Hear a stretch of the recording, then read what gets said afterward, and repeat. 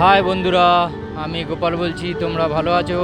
আমি ভগবানের কাছে প্রার্থনা করি তোমরা যেন ভালো থাকো, সুস্থ থাকো, সবাই ভালো থাকো।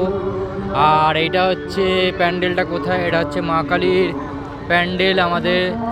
এটা হচ্ছে সোনারপুর শক্তি সংঘ ক্লাব। সঞ্জীব দাদা আমাদের এই কাউন্সিলর এখানকার। আর ইনি প্রত্যেক বছর ভালো প্যান্ডেল করে, ভালো প্রোগ্রাম করে মানে।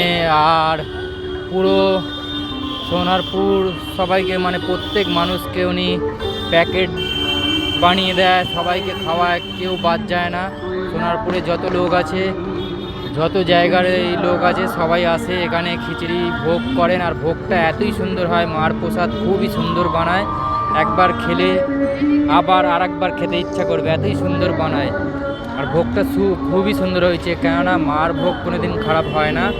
মার যে কোনো ভোগই, খিচুড়ি বলো, প্রসাদ বলো, সবই সুন্দর, খুবই একটু খেলেই মন ভরে যায়।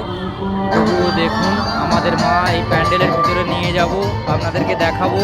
এই যে আমাদের মাকে, মা কালী, জয় মা কালী।